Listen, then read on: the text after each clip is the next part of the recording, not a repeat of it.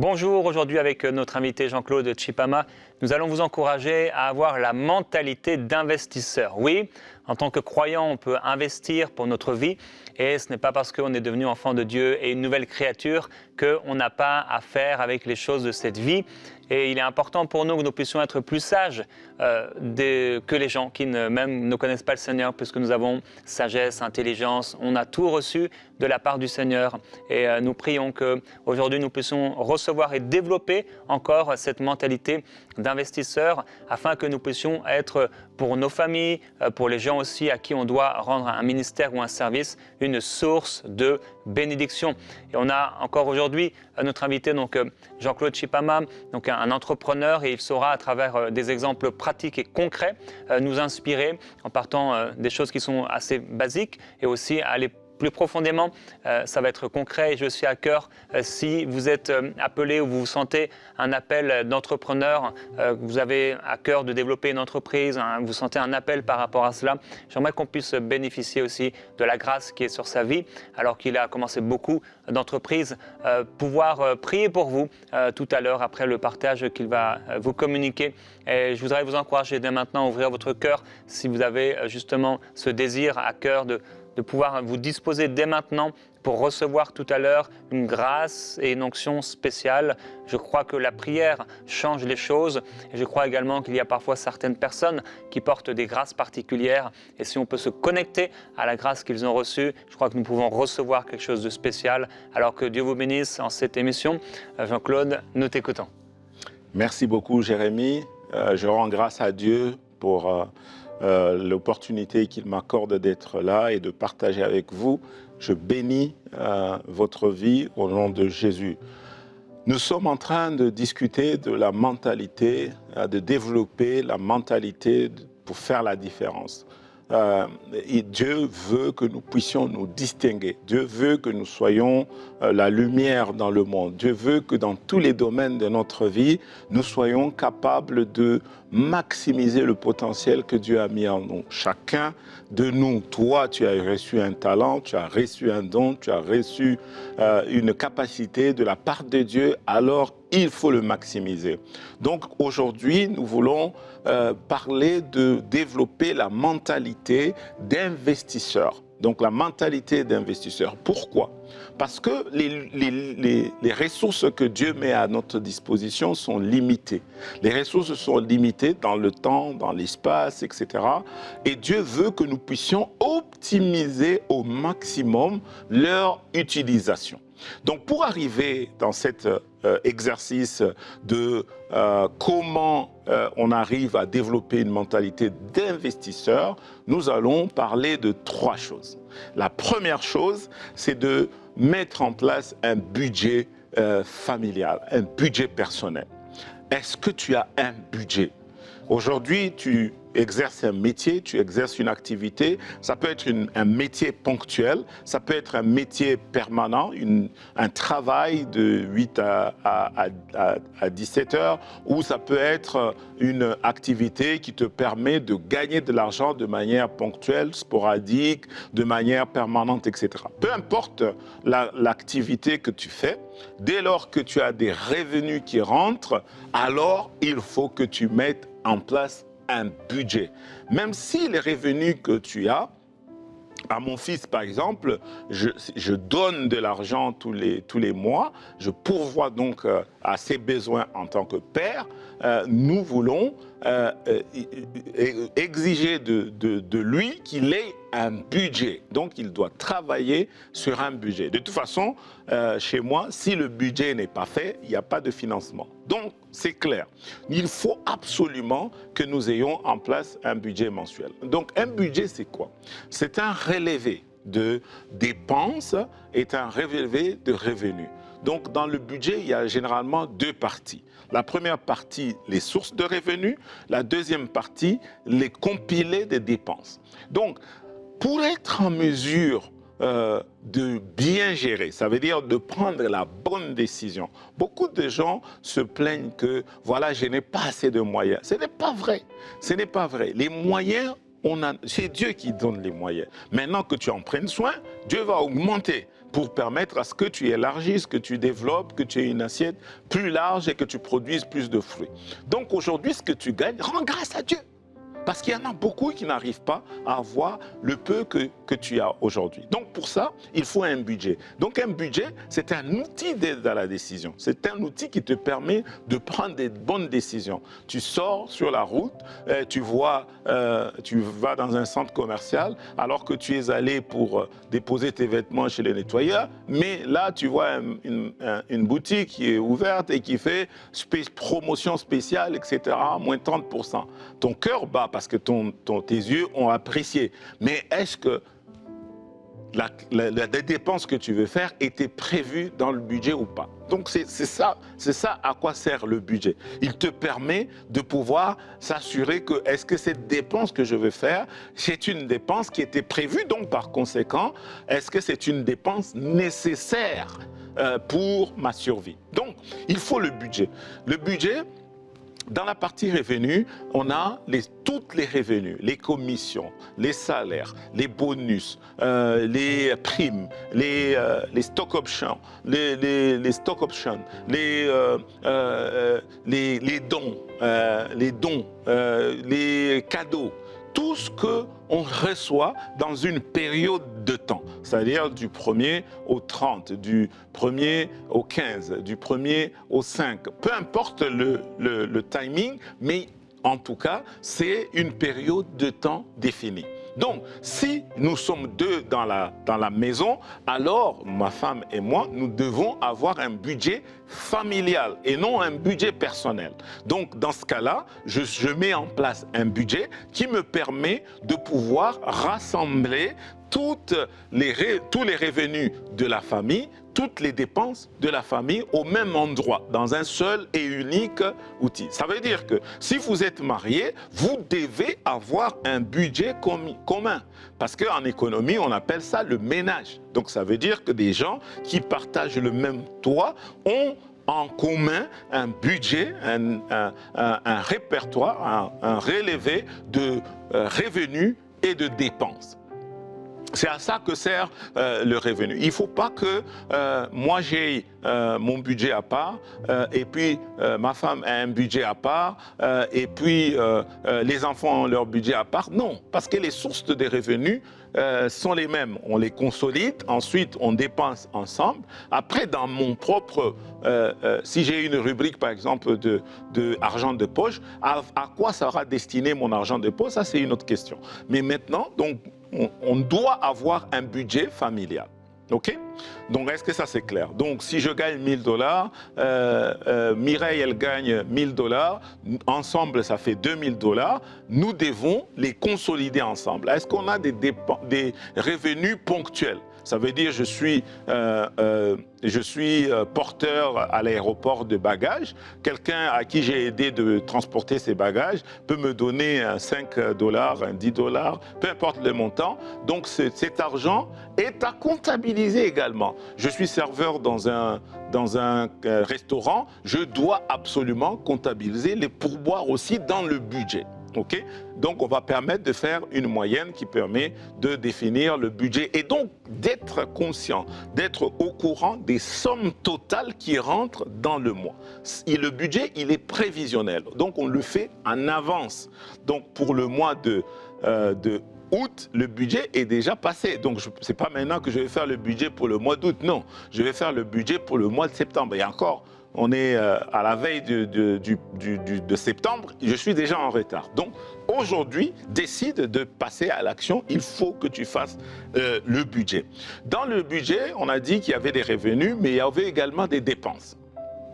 Dans la partie dépenses, je vais souligner en tant que chrétien, rappelez-vous, nous sommes enfants de Dieu, notre identité, nous avons cru en Christ, le Seigneur nous a appelés. La Bible requiert à ce que les 10% de nos revenus soient destinés à la dîme. Donc ça c'est 10%, donc c'est la règle pour dépenser. Ensuite, deuxième règle, c'est que si je gagne 100% de mon revenu, 10% à 10% à la dîme, 20% va aller au loyer. mes dépenses de loyer, là on est en train de regarder la partie dépenses. Les 20% de mes revenus doivent aller au loyer, à la location. Et ensuite, on a 50% des revenus qui doivent aller aux dépenses de la maison. Achat vêtements, transport, nourriture, chauffage, électricité, carburant, frais d'entretien. Bon, toutes les dépenses que l'on peut faire dans le mois doivent être contenues dans les 50%. Ensuite, il va nous rester, si vous avez fait les calculs, 10 dîmes, 20% loyer, 50% dépenses courantes. Ensuite, dans les dépenses courantes, on a également l'argent de poche. Donc ne dites pas, non, moi j'ai un autre montant à part, un pourcentage à part. Non, c'est dans les 50%. Ensuite, il va rester un 20% qui est destiné à l'épargne. À l'épargne. Il faut qu'on arrive, il faut que tu arrives à mettre de l'argent de côté. Chaque mois, il faut que tu arrives à mettre de l'argent de côté. Est-ce que c'est bien clair? Donc, on a dit 3 choses. Première chose, le budget familial, personnel, si vous êtes seul. Deuxième chose, il faut que tu ajustes la qualité de ton niveau de vie. Ça veut dire, comment on va savoir que je mène un train de vie qui est fonction de mes revenus ou pas? Je vais faire un petit exercice. Le petit exercice consiste à faire ceci. Si je prends les revenus, je retranche les dépenses, est-ce que la balance, elle est positive, négative ou la balance est nulle? Ça veut dire 0. Si la balance, elle est positive, bravo. Ça veut dire que je dépense moins que ce que je gagne. Ça veut dire j'ai le temps de pouvoir épargner davantage. Si ma balance elle est négative, alors il faut que j'ajuste mon niveau de vie.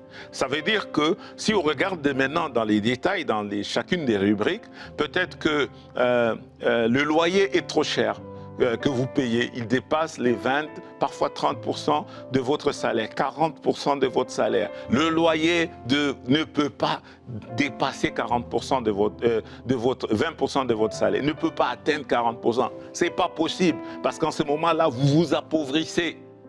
Il faut accepter les revenus. C'est pour ça que je parle d'accepter les revenus, le niveau de revenus que vous avez aujourd'hui, afin que demain, vous puissiez épargner et investir. Donc, il faut absolument arriver à ajuster son niveau de vie par les dépenses. Toutes les dépenses ne sont pas utiles. Il faut les programmer. Vous voulez acheter un pantalon, vous voulez acheter une montre, vous voulez acheter un téléphone, il faut le programmer. Il faut que ça rentre dans le budget, que vous arriviez à la fin du mois, vous faites l'évaluation en disant « Oui, j'ai été un bon serviteur, j'ai été un bon gestionnaire ».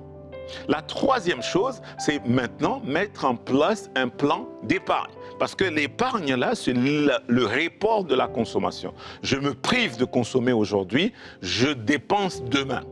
Mais alors, à quoi ça va servir l'épargne? L'épargne nous aide, nous sert à subvenir aux besoins imprévus.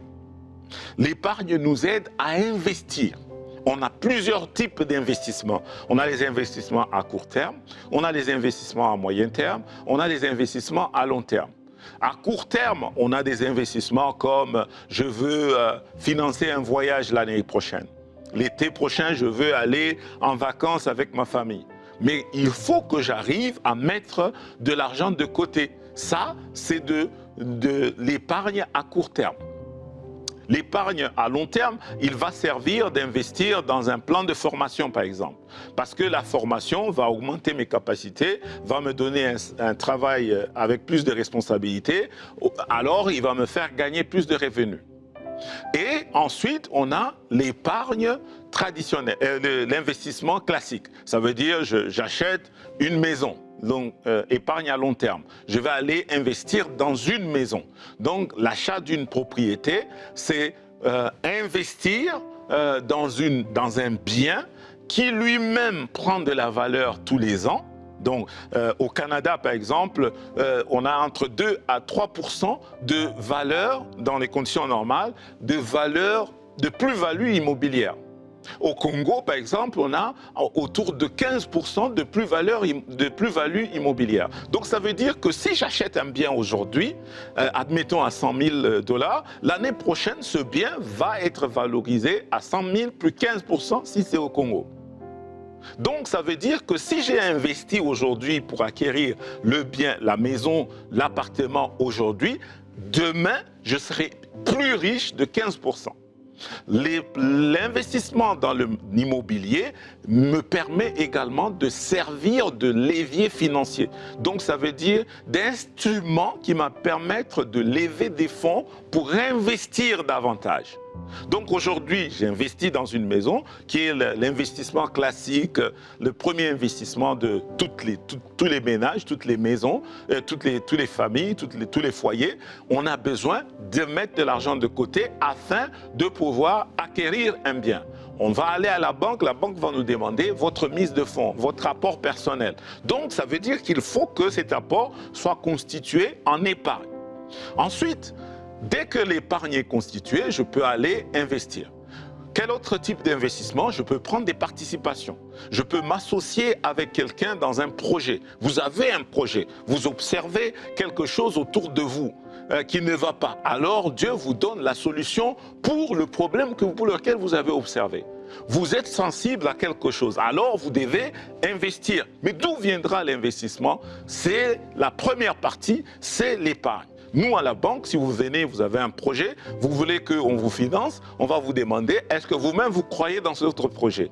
Si vous y croyez suffisamment, on va vous dire, montrez-nous combien vous voulez mettre sur la table en avance de phase.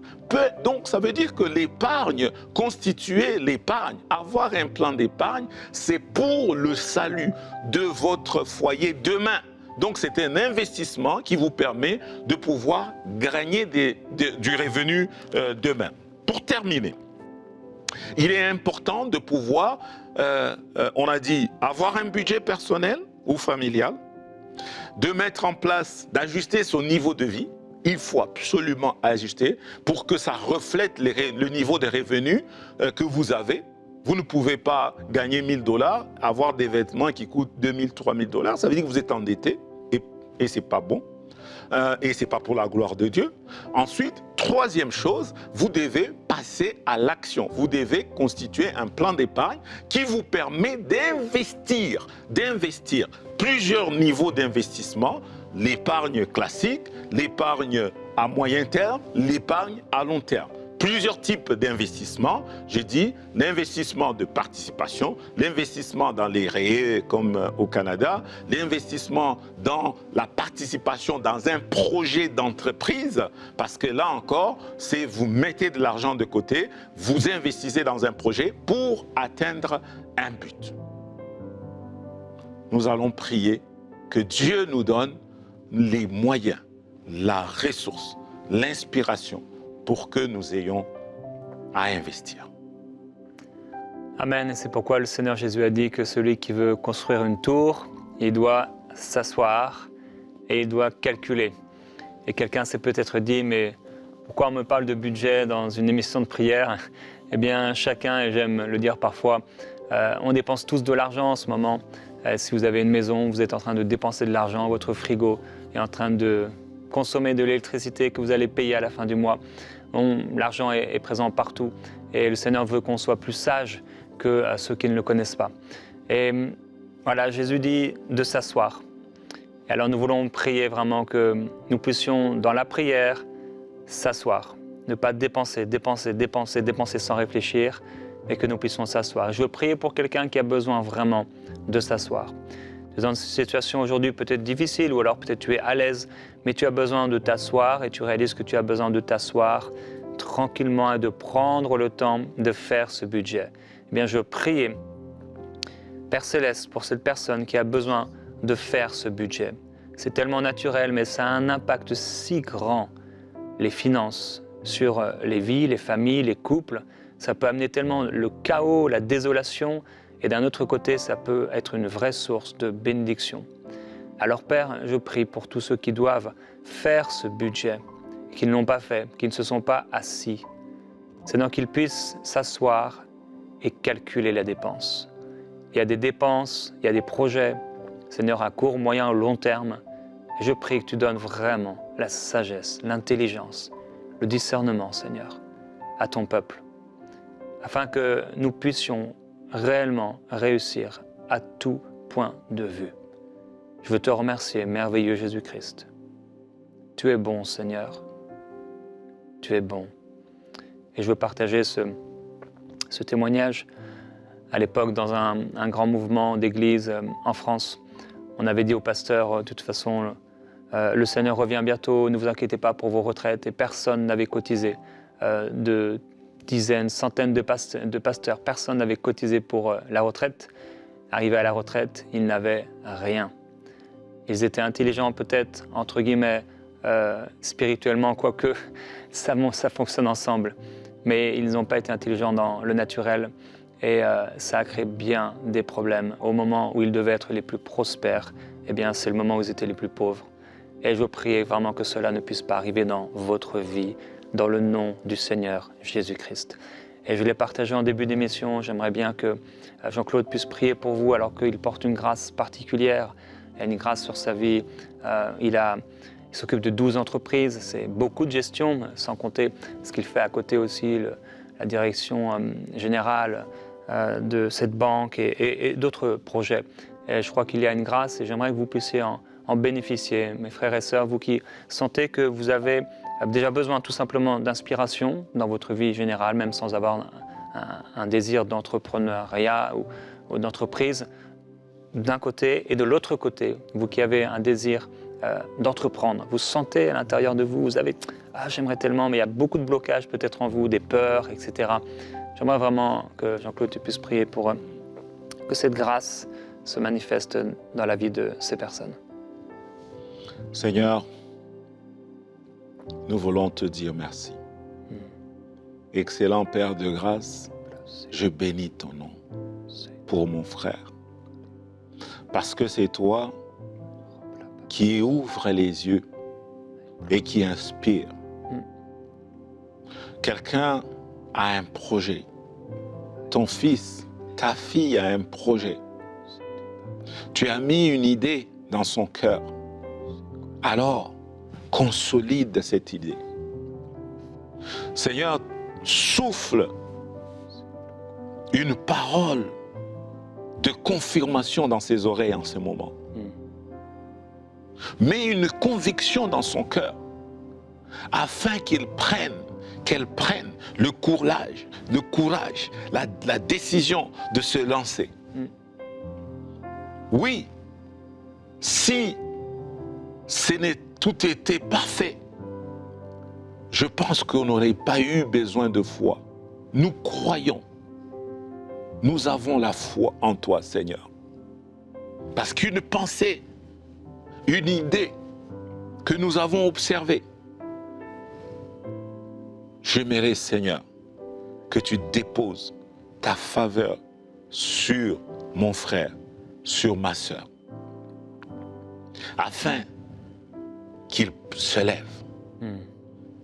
Afin qu'il se lève.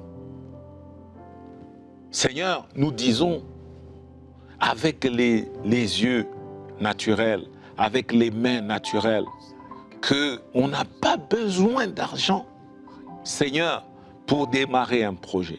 On a juste besoin d'une idée, d'une pensée, d'une conviction qui vient du Seigneur. Alors, dépose cette conviction dans le cœur de mon frère, afin que, Seigneur, qu'il passe à l'action, qu'elle passe à l'action, qu'elle se déploie, et que, Seigneur, que ton esprit, le véritable conseiller, puisse l'accompagner dans toutes les étapes, afin de réussir, afin de trouver une solution à un problème qu'il aura observé dans la communauté, là où il vit. Seigneur, ouvre les yeux. Oui. Il y a tellement d'opportunités d'affaires. d'opportunités de business autour de nous, Seigneur. Et nous avons besoin, Seigneur, ton Église a besoin des finances. Oui, évangéliser, c'est gratuit, parce que ta parole est gratuite. Mais les moyens pour évangéliser, Seigneur, on a besoin d'argent. Les émissions pour les tourner, on a besoin d'argent. Seigneur, c'est pour ça que nous avons nous avons des besoins de pouvoir nous lever. Alors, mon frère, toi qui m'écoutes, ma soeur, toi qui m'écoutes, prends la décision. Lève-toi, ne regarde pas à ton âge. Ne regarde pas à ta situation d'aujourd'hui. Mets tes yeux braqués sur le Seigneur.